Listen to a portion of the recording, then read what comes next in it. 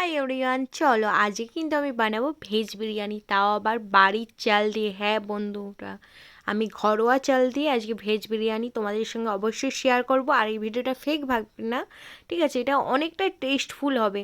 তো বন্ধুরা, তোমরা নিশ্চয়ই দেখে নিয়েছো আমি এখানে কী কী সবজি নিয়েছি। আরেকবার বলে দিচ্ছি, এখানে আমি গাজর নিয়েছি, ফুলকপি নিয়েছি, বাঁধাকপি নিয়েছি, বিনস নিয়েছি, আরও আরেকটা সবজি নিয়েছি, ঠিক আছে? তোমরা দেখতে থাকো। কড়াই সামান্য পরিমাণ তেল দিয়ে আমি গাজরগুলো দিয়ে দেবো। গাজরে অল্প একটু লবণ দিয়ে দেবো বন্ধুরা, লবণ দিয়ে ভেজে নিতে হবে। গাজরটা আমার ভাজা হয়ে গিয়েছে। এবারে ওই তেলেতেই আমি বিনসগুলো দিয়ে দেবো, কেটে রাখা বিনসগুলো। আবারও একটু লবণ দিয়ে ওই একই প্রসেসে আমি বন্ধু ওইগুলো বিনসগুলোকেও ভালো করে নাড়িচাড়ি ভেজে নেবো, ঠিক আছে? আমার বিনস ভাজা হয়ে গেছে। আবারও আমি ফুলকপিগুলো, কেটে রাখা ফুলকপি দিয়ে দিলাম। এবারে তাতেও আবার অল্প একটু লবণ দিয়ে ভালো করে নাড়িচাড়ি আমি ফুলকপি ভেজে নেবো, ঠিক আছে? ফুলকপি ভাজা হয়ে গেলে বন্ধুরা আমি এখানে বাঁধাকপি দিয়ে দেবো, ঠিক আছে? বাঁধাকপিটাও ভালো করে নাড়িচাড়ে আমি ভেজে নেবো। তো বন্ধুরা, এখানে আমি সোয়াবিন দিয়েছি, যেটা আমার দেখাতে ভুলে গিয়েছি। সোয়াবিনটা কিছুক্ষণ জলে ভিজিয়ে রেখেছিলাম, তারপরে তেলে হালকা করে নেড়ে নিয়েছি অল্প লবণ দিয়ে। তো বন্ধুরা, এখানে আমি ঘরের চাল নিয়েছি, তোমাদেরকে বলেছি আমি ঘরের চালের বিরিয়ানি করে দেখাবো। তো ঘরের চালটা ভালো করে জল দিয়ে ধুয়ে নিয়েছি। এখানে আমার 1 কেজি চাল নিয়েছি, আদন দিয়ে দিছি, ঠিক আছে? এবার কড়াই গ্যাসে তো বস করিয়ে নেব। এবারে 1 চামচ লবণ দিয়ে দেবো, 2টা তেজপাতা, কাজু কিশমিশ আর গোটা এলাচ দিয়ে আমি ভাত করে নেব। প্রায় 80% আমি এখানে ভাতটা করে নিয়েছি বন্ধুরা। তোমরা আর 20% আমাদের ভাপেতে হবে। তো আমার ভাত হয়ে গেছে, জল ঝরিয়ে নেব ভাতের, ঠিক আছে? তো এই সাইডে আমি কড়াই সামান্য পরিমাণ তেল দিয়ে পেঁয়াজের বেরেস্তা করে নিয়েছি। পেঁয়াজগুলো ব্রাউন কালার করে ভেজে নিয়েছি।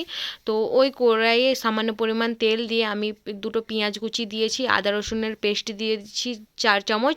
1 চামচ আদা রসুন যখন ভাজা হয়ে আসবে, 1 চামচ হলুদের গুঁড়ো, 1 চামচ লঙ্কার গুঁড়ো আর বিরিয়ানির গুঁড়ো মশলা দিয়ে দেবো। এখানে সানরাইজ মশলা আমি ইউজ করেছি। আর কেটে রাখা আলুগুলো দিয়ে দেবো এখানে সেদ্ধ হতে। আর লবণটা অবশ্যই আলুর পরিমাণ মতো দেবে বন্ধুরা তোমরা। আমার আলু আর এই যতক্ষণ আলু সেদ্ধ হচ্ছে, এই সাইডের দিকে আমি আমল দুধ নিয়েছি 10 টাকা বলে, একটু উষ্ণ হালকা গরম জল দিয়ে ভালো করে আমল দুধটা একটু গুলে নিয়েছি, ঠিক আছে? সামান্য নিতে হবে। তারপরে ওতে মিঠা আতর 2 চামচ, 2 চামচ কেওড়া জল, 2 চামচ গোলাপ জল দিয়ে ভালো করে গুলে নিচ্ছি। আর 1/2 চামচ কেশর গুঁড়ো দিয়ে দেবো, ভালো করে আমার কালারিং হয়ে গেছে।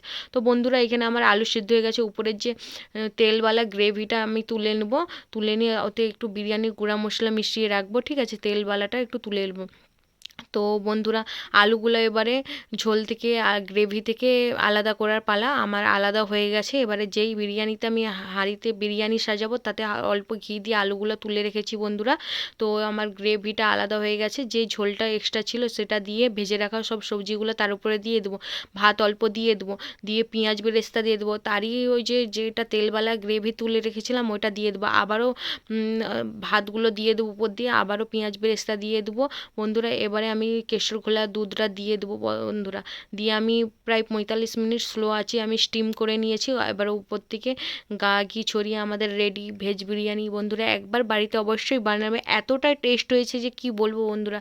তোমরা এটাকে ফেক ভেবো না, ঠিক আছে? তো আমাদের বাড়িতে মাটন কষা হয়েছিল আর ভেজ বিরিয়ানি হয়েছিল। অবশ্যই বন্ধুরা ট্রাই করবে। বাই।